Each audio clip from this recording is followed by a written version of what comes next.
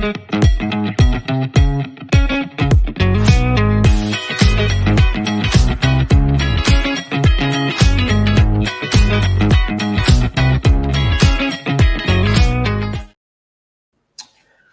welcome to Leicester Fan TV. Obviously, me and Reedy doing our match preview first off, as we usually do every week. But as you can see, there is a breaking title because of financial fair play, Reedy. We'll get into that, obviously, thanks to our sponsors. And after this short video, we'll get into it. The Leicester City machine is on the march again. Leicester Fan TV presents a variety of content, like fan discussions, match analysis, and engaging with Leicester fans worldwide. We want your views live.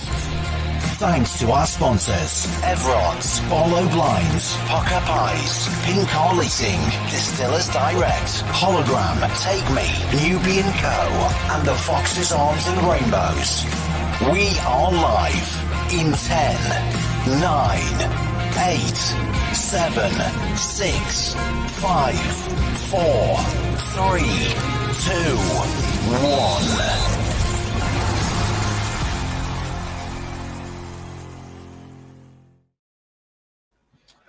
So, welcome, obviously, Reedy. Some interesting news over the past 24 hours at the very least. We've heard a lot about us being deducted points, deducted money, but then also not because of EFL rules. From what we can understand, at this moment in time, there is a loophole because those numbers and the financial bookings that they're judging us off is based on Premier League incomes and outcomes. So by the sounds of it, really, the information could, not affect us. But obviously, we've seen a lot of posts from people like Rob Tanner, Owen from BBC Radio Leicester saying, it's not quite out of the woods yet. We're still at risk of some kind of financial deduction, maybe if that's a fine or a points deduction. Yeah, obviously we're not experts on this. We don't know we don't know everything about it. And obviously, like you say, there's other journalists still going out and saying it's still not out of the woods. But from what we understand, the last 3 years we've been in the Premier League, and the payments and all that from them years are obviously going to be a lot higher than we are in the Championship. And obviously there's requirements and limits where you could spend in the Premier League compared to the Championship. And now we've been relegated, and even though we're in top spot at the moment, looking like we're going up, Leicester have rejected to do a business plan to prove that we are eligible to not be charged with either a point deduction or even a payment fee of any kind. So it is what it is. Obviously, Leicester went to an independent party to try and see if they are eligible to take this fine or a point deduction, and they've agreed that we aren't eligible. So like I said, we're reading some of the comments, some people's opinions, because I said people might be a bit better on it. LCFC number 4 says, if we face points deduction, how much can it be? Honestly, we don't know. If we were in for points deduction, we don't know how it would work, if it would be in the Premier League or this season in the Championship, or how many points that could be. Like I said, we don't really know on that one. The main thing is that now we're in the EFL instead of the Premier League regulations. There's nothing that the Premier League could do. Obviously, I know it's the EFL that's trying to give us some sort of point deduction or fine, but we were in the Premier League 3 years ago, over the last 3 years. So we can't be done anything about it. Yeah. Yes, we've somehow created a loophole, and we've kind of, from what it looks like, got out of this issue. But then again, if they find another thing or they change their rules, you never know. We could be charged. So yeah, like I said, we're not 100% sure. We'll get some comments to see what people are saying. MDA event says this is why parachute payments are imperative. Yes, obviously that's going to be a massive financial help to our situation. Obviously, based on the fact that there's no if, buts and maybes this season, really. We 100% have to go up, otherwise financially the club will be struggling. Keep getting your comments in. We see you getting some good views, so get your comments in on what you think the situation is. Scott says there as well, we were talking about this before we went live, the fact is we've gone down, just as much as Leeds and Southampton.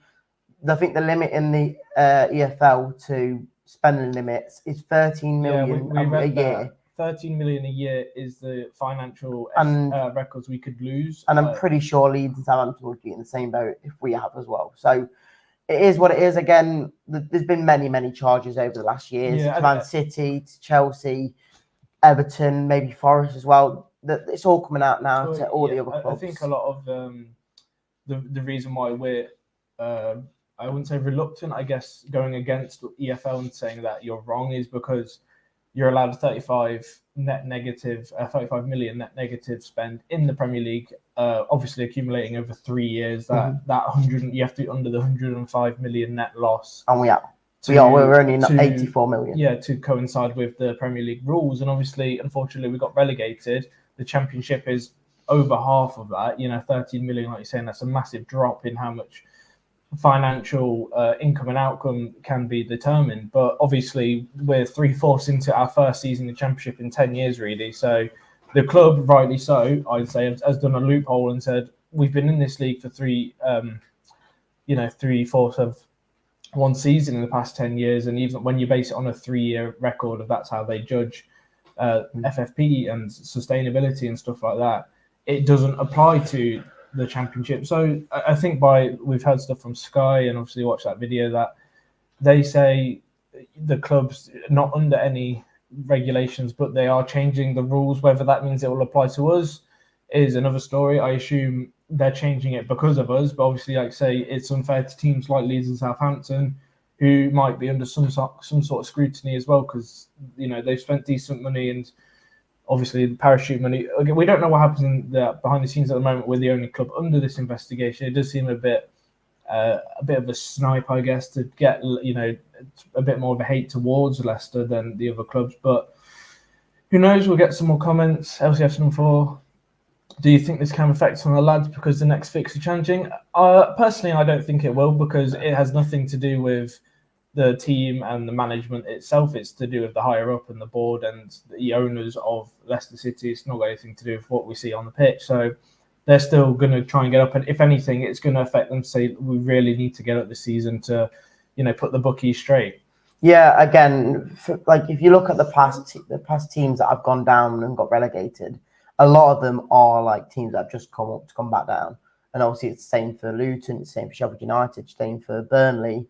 These teams will not have hit this cap because they just can't afford it. Whereas someone like Leicester, who's been in the Premier League for 10 plus years, it's obviously going to be a case that they can ask about it, but we can't affect that because we've got relegated. And it's like a Spurs going down. If they went down, they'd be in the even worse position as what we are now. They'd get fines, or they'd get. As far as we know, that one of the things that's also come out of this really is we were meant. March 1st was the official Championship financial record. The deadline of having to report the finances in the club, and we reported it, and they've come back and said you're in line to breach our rules come the end of June. And we've pretty much said. We don't need to show you these, records. These records are invalid to your standards because we're based on Premier League records. And by June 30th, fingers crossed, we should be back in the Premier League, and it would kind of be back into their financial situation rather than Championship. Like I said, it's a weird situation. I know the club have also declined to show a business plan, which pretty much means EFL want to know how we're going to make that money. So in some way, shape or form, we will be owing between the EFL and Premier League. We have to owe or pay out a bit of money. That'll probably come from player sales, or even as simple as if we win the Championship, we're going to get a nice hefty sum to going up to the Premier League, as you tend to when you get promoted. So that's where the money could come from. But obviously, I think I'm right saying that can't be included in a business plan because it's no guarantee that we can. No, of course, yeah, it's not a guarantee, is it? So there's no guarantee in that, but there is guarantees in selling players like Dewsbury, who's at the club. I don't know if we will. Again, I think a lot of this is riding on us just guaranteeing getting back into the Premier League next season. Let's pull up some new comments. How does it affect current players out of contract, NDD, etc., and offering contracts, especially as we don't know what league we'll be in? Well, for me anyway, a majority of the players that are going to be out of contract this season are going to be going. Because Wilfred and Didi, even if we're in the Premier League, I don't see him staying. People like Kelechi and actually, I think he's out of contract. He will not be staying. We can't sell him. They literally are on a free, so we're going to lose out on money on him either way. I think one thing we haven't mentioned is if we do go up and we do have to pay some sort of fine or payment to resolve this, it will just mean that we're going to have less to spend in the summer to recuperate into Premier League. Yeah, that is obviously some of these players, even like Vestergaard, who we would consider signing on a new contract. I mean, the thing is, there's no transfer fee because they've already signed it. Obviously, the wages would be massively cut for someone like Vestergaard, but players like Ndidi, Iheanacho, to get the numbers straight, and because they're on high wages and not really performing, and probably looking like they want to go anyway, that they probably will not sign a new contract with Jamie Vardy. Club legend, but he is one of those massive factors on 140 grand a week in the Championship. That's probably the highest ever wage in the history of a player in the Championship. But again, those numbers are based on we were fighting for top 8 and we had a massive blip of a season last season, which is why we are under this scrutiny. Scott again says, interesting what you say, Sam, about the club has arrogance. Yeah, this obviously is riding very much on going into the Premier League. I think a lot of these, because we don't technically have to report the numbers until the end of June. We have a lot of time to get the numbers straight. And again, the club's probably banking on us getting promoted for a good chunk of money coming into the club.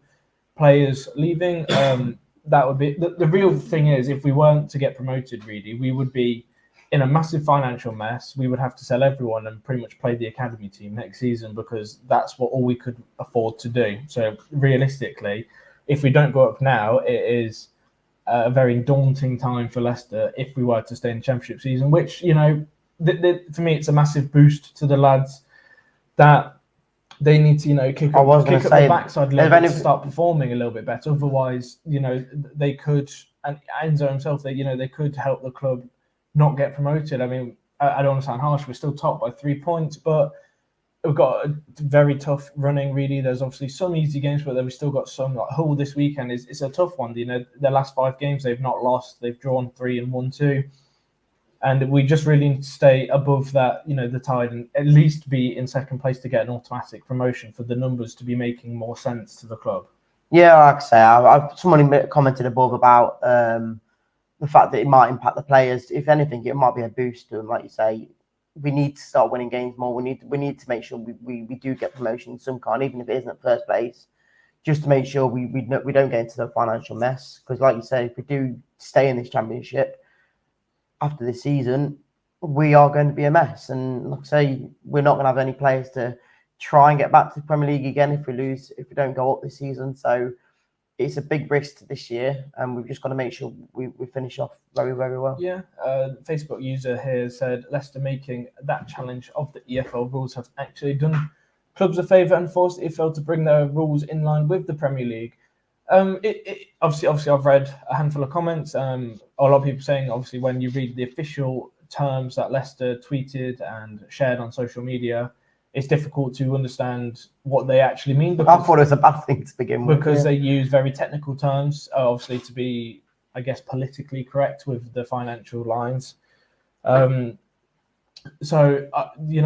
is it a favour for clubs? Potentially. It definitely means it more in line because what we said, or what the club said, is that you're wrong, your own rules are wrong, and there's the loophole. So I think we've kind of escaped this effect. Because we've been aligning with the Premier League rules for the last 10 years. Yeah, and again, now we're apparently failing the EFL It makes league. sense because again, it's one of those things where we've obviously had a lot of good this season, and we've got the most expensive team in the Championship. So no wonder the EFL are probably trying to squeeze some money out of Leicester or some financial payback for you've got an expensive team. But again, when it rules with the guidelines of we've been working under Premier League for the past 10 years now, prior to the Championship season we're in, where do the rules apply to different clubs who like us who have gone down when we shouldn't have gone down, really on the money and the players we had. We shouldn't have gone down, but we did. And this is the situation we're in now. Yeah, that's what I'm saying. Like I say, we are like, I know we're not as high a level as Spurs, but it's like Spurs going down. I think if you saw them going down, you wouldn't expect it, but they'd be in so much trouble money-wise and just financial-wise that they would be in the same situation as us. So it is what it is. I think we've kind of capped off the majority of what this breaking news has been. Obviously, hopefully there'll be more information coming out soon regarding any more information. But as of now, it seems like we're out in the clear at the moment. For now, obviously, like I said, Rob Tanner and Owen Palmer-Atkin, both very reliable and very consistent sources. In this, obviously, we're not 100% sure. We'll be moving on to the team tactics in a minute. Like I said, we'll be going into... Sorry, just sorting it all out. We'll be going into the team. We're going to collectively do the team together because of time and this. I'll just pull up the last few comments on the FFP situation. What's the latest on ground development? Very good question, Graham. We have zero clue. I can only imagine if we don't go up, it won't happen. But also the financial situation. I don't know how much the sustainability in FFP comes into play when building, because building a bigger ground is going to cost more. But I highly doubt the cost of making it, extending the ground. I think it was about 8,000. I think it's what we're going for, 8 to 10,000 extending it. I highly doubt that comes into any FFP scrutiny because it is just one of those things, a bit like the training ground, I believe, isn't a factor of, the money in and out. It's just out of the owner's pockets to make a nice training. That's pretty much plain and simple on that one. Have a look. Reedy and Sam. Let's have a look. Reedy and Sam. This is the same kind of breaking news. A Sensei deal, yeah. Again, a mess, random. We have no idea what's going on. We're reading between the lines. We're reading between very fancy words. Obviously, me and Reedy probably got half a brain put between us. So, Well, anyway, we'll move on to the team for Hull, Reedy. Obviously, it's a massive game before international break, and we're going to collectively come up with a team that we think is suitable. Yeah, so obviously in goal, I think there's no question about it. Brilliant save on Tuesday night to keep us in the winning ways. So I'm guessing Hermanson's in goal. Yeah, Hermanson, again, very solid. He tends to keep us in games. Like I said, that amazing save was pretty much the only highlight alongside Vardy's goal in Leicester City's. See, Scott there as well says Stolisic in goal. Again, he's not done much wrong when he's been playing in the cup. And here's one for you. Obviously, I know we're talking about the whole game, but coming into the Chelsea game in a few weeks' time, do you start Hermanson or do you start Stolisic? Because you've got to go full out in this Chelsea game. Do you start Hermanson in this game and then the week after? Because obviously the week after is again, Chelsea talking about the situation we're in, the further we progress in the FA Cup, the more money that comes into the club. So you want to be getting further. The club could be saying, listen, we're in the quarterfinals now. The further we go, that's an extra 2-3 million here, 2-3 million here. I don't think it's much for progressing in the FA Cup, but I still think it's in the couple of millions. I'd say not a lot. That's obviously a lot, but better than what in football terms, it's not. But obviously, if it can help us, find the money in the club rather than having to sell the players, that'd be more beneficial to us. So again, like against Chelsea, it could be Hermanson, it could be Jacob again. I'm not going to pronounce his last name because I can't. For me, both keepers very solid, and he's a decent option. Up, but Hermanson for Hull definitely. Yeah, we'll move into the back three then, or back four if you want to sort it like that. Yeah. We've both agreed on 2 centre backs, and we'll debate the other one. But because we'll let the comments help us out. With one of the Yannick Vestergaard is obviously back.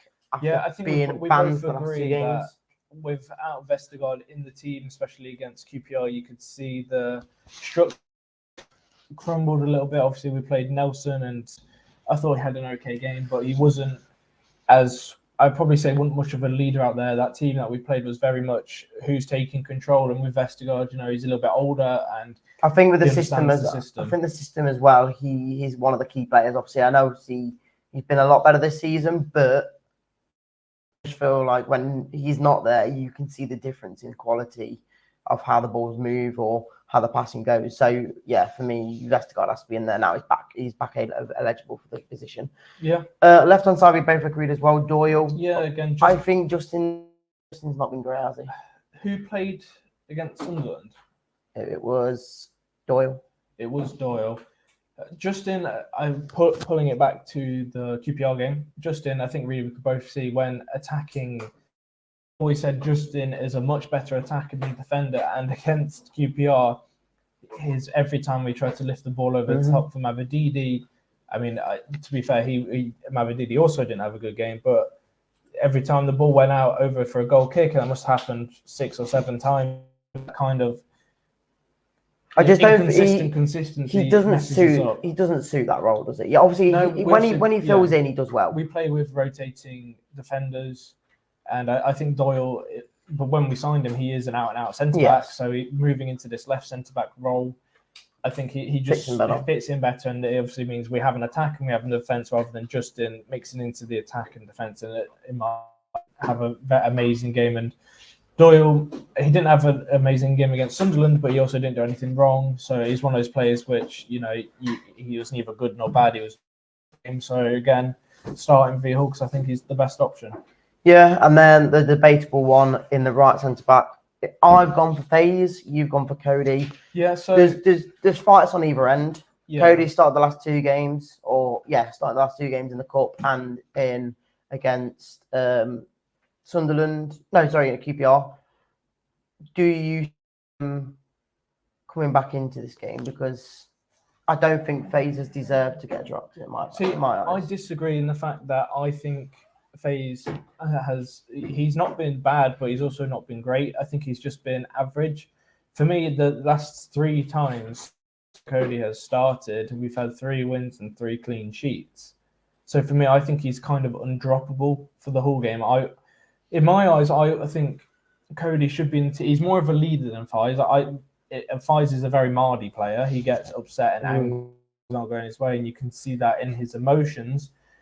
In my eyes, I would say start Cody. You're saying FaZe. We're going to let you guys decide in the comments. The first comment that comes up, we'll pick that player. Obviously, I don't mind having FaZe in there. I could see him play. I think the one reason why I'd say I wouldn't have Cody in there is because I think he would suit more the middle role where Vestergaard sits. And on the right, I just feel like he might be caught out a bit more when he is, because obviously he will be that space role when they attack, and I just don't think he'll be out there to be attacking, whereas someone like FaZe can get back when he needs to. So that's just my opinion. I think he's a bit faster and he's a bit more keen-eyed on the ball. I'm guessing no one's going to mention anything because... there we go. It said Cody. There we go. We'll go Cody. We're going to stick Cody. Obviously, this is just our prediction, a little bit different way we're doing it today. Obviously, we would have 2 different teams, but talking about the club's financial situation for the first half of the show, we thought we'd move it a little bit quicker and do it together. So I think we can bash through this next bit quite easily, can't we? Yeah, we've Pereira's out still, so Chowdhury comes in team. Winks again, very solid player. He's going to stay in the team. So those 2 stay in. Nothing wrong. Both doing very well so far. Moving into the attack, I think we'll move into the midfield because that is the part that's tricky. I think we're both in agreement that Jamie Vardy should be the striker to start against Hull. We'll put him straight in there because again, don't get me wrong, I don't think Dak has done too much wrong recently. Obviously, but I think at this end part of the season, and I completely agree, we need somebody who knows we can finish. Yeah. And as much as Vardy's missed a few scissors, 9 times out of 10 he will at the target and most likely go in the goal. Like we did on Tuesday night, it was a heading goal straight into the net, and you wouldn't think of anyone else, would you? So they said Vardy's. I that he's got the most goals to minutes played in the Championship, overtaking Daka's record actually for that. He's not played many minutes this season, but when he does, he scores a goal every 100 minutes, which is obviously pretty much every game. Near enough, yeah. With the extra time added on in today's, a lot of minutes added on the Championship. I think we're in agreement with some players. Now, I think before we move into the midfield role, we've both agreed that Dewsbury is one of the only attacking mids. I've obviously been a very big fan of him this season, but I'll be happy to, well, not happy to admit, but I will admit that in the past 2 months he has been very subpar, and he's not putting the performance in. He's not been turning the players like he had been doing earlier in the season. He's kind of lost that little bit of edge. I don't know if that's because we're playing a lot of games and he's a bit more tired, or he's just losing his concentration, or other teams are finding it teams like QPR and Middlesbrough, really, and even Sunderland in some aspects, they sit very deep and they do have 2 or 3 players in and around those attacking midfielder roles. So it's difficult, but we'll see. Hull away, obviously, they're going to come and attack us. Fingers what we'd prefer. Mm-hmm. And Hull are doing very good. And hopefully that allows Drewsville to have more space in that midfield role, because we know we need a big performance from him this weekend. Yeah, like I said before we went live, I was saying that, but I just don't think Drewsville has been at his level recently. I think at times he tries to do too much, and it just makes it worse for him. His passing, he takes times, and I think to keep hold of the ball, he has to kind of spin around people, which then again, then he loses the ball. So he just needs to be a bit more quicker and a bit more cleaner with what he does. And like I say, at times he does look like a Madison role where he can make them passes, but then other times he's just too slow on the ball. So we're moving to that other centre attacking mid role. We both disagreed on this. We've both picked him before, players, and I think Ndidi we need to talk about, because for both of us we haven't put him in our teams, believe it or not. But he did feature. Again, I believe Owen did say that Enzo said he was not meant to feature against Sunderland, but we needed a bit more of a leadership and security in that role. So, I mean, for me, that is a bit of a weird thing that Enzo, I always think managers are really weird for putting players on the bench that aren't fit to play, because if Ndidi did get an injury or he wasn't quite ready to come back for that game and he gets out for another 2 months, that would really screw us up. We could do with him massively, Reedy. Is he fit enough for the game is the big question, because if he was, I think he'd be in both of our teams. He was. I don't think he was fit enough to start or even play against Sunderland, to be honest. I wasn't sure why he was on the bench. But again, if he's fit enough to play, he's fit enough to be on the bench. So that is the logic. If he's fit enough to be on the bench, he will start, hopefully. So for me and you, both of us, I think we would put him in. Well, I think, but on the cautious side, I just don't think we should. We've got here our own little sticky notes of teams. I only would put Ndidi in the team. I've put Kelechi Iheanacho on, but thinking about it, I would put Ndidi in the team. For me, he started against. He featured against Sunderland. So for me, that's ensuring that he is getting fit and he's ready to be playing. He's a massive loss for us. So for me, if he played against Sunderland, that for me says he's fit to be in and around the team. So in my eyes, I'd start him against Hull if he's ready. I think I agree with this Facebook user though. I think start Atgon and bring on Ndidi if required. I think the only thing I would say is I just don't want to rush him back, because if he isn't fully fit and he's only like 70-80%, he goes on the pitch and he gets injured again.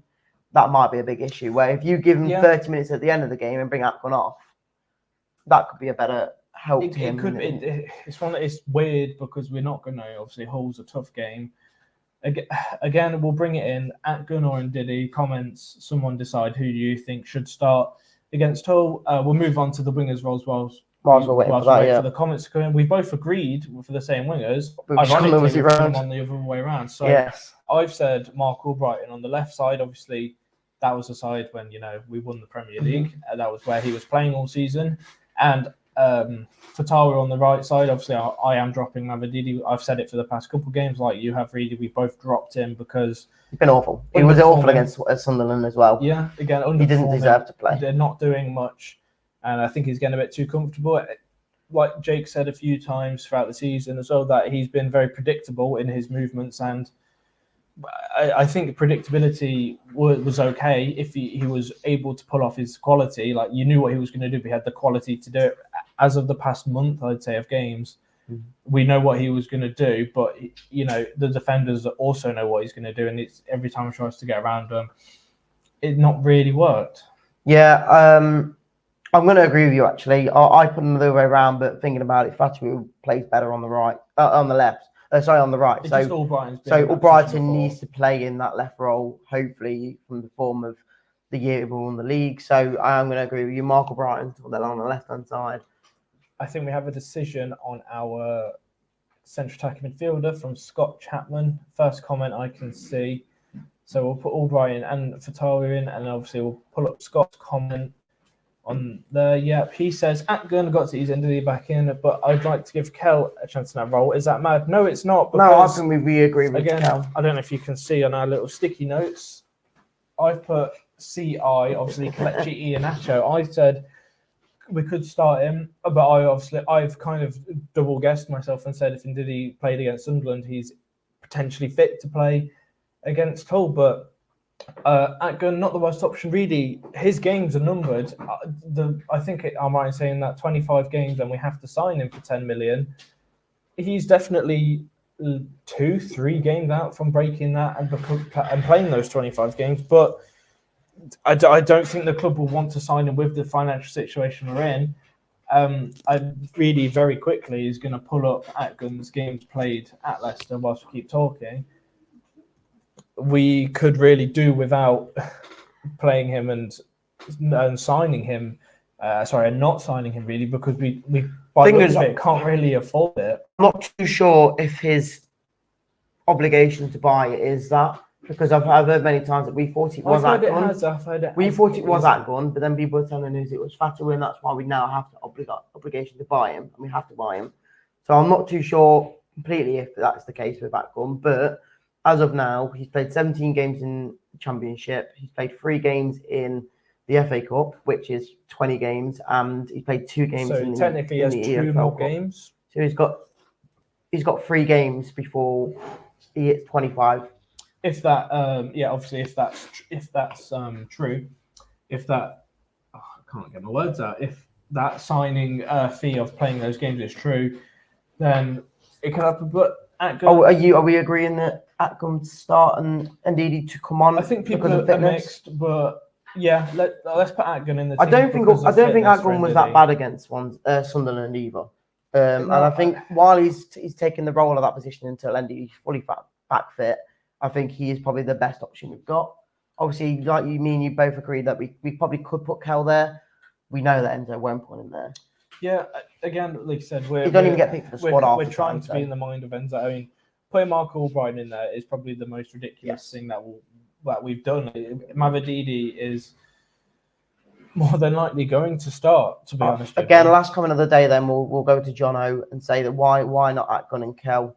KDH's been poor. Again, I agree, but we know that Dewsbury is not going to get dropped. But he's still an out-and-out attacking. He's not. He's undroppable. He's one player that he's been in the team. Again, it's one of those things where like we saw last season with the likes of Maddison. I know Maddison, a different level of player, different caliber of player, but in that aspect of James Maddison is the only player in that role. So if he has a bad performance, it doesn't matter because we don't have anyone else to play. It's kind of the same with Dewsbury Hall. Maybe he's got a little bit complacent. I don't think that's the case. I think it's just been a little bit tougher. I think we've been found out a little bit more. So I genuinely think that the formation that Enzo is putting us in is why Dewsbury's been underperforming, because I don't think it's down to his quality. I think it's more down to the fact that he's had a lot more players around him. Sometimes, obviously, like I said, when he needs to make the final killer pass, he's a little bit slow, but we've seen that from a lot of players. I think it was Sunderland or maybe QPR, where I think it was Dewsbury ran into the box and he was inside, the 10, 15 yard line. And it's pretty much everyone saying, just shoot it. And then he tries to pass it to Atgun and obviously goes wayward. It's just one of those things where some of these players need to have a football brain. And I also think Enzo needs to allow them to shoot a little bit more. I know he's not happy with some of the shots. I'm not saying Fatawu doing a one touch over the head, bam, it's a very double Z. I'm not saying that. But, in these situations where I know if the extra pass might be on, I still think we should be shooting it a little bit more because I think these players have a lot of confidence and do have a lot of ability to find the ball in the net. I think we're overdoing it too many times. Yeah, I agree.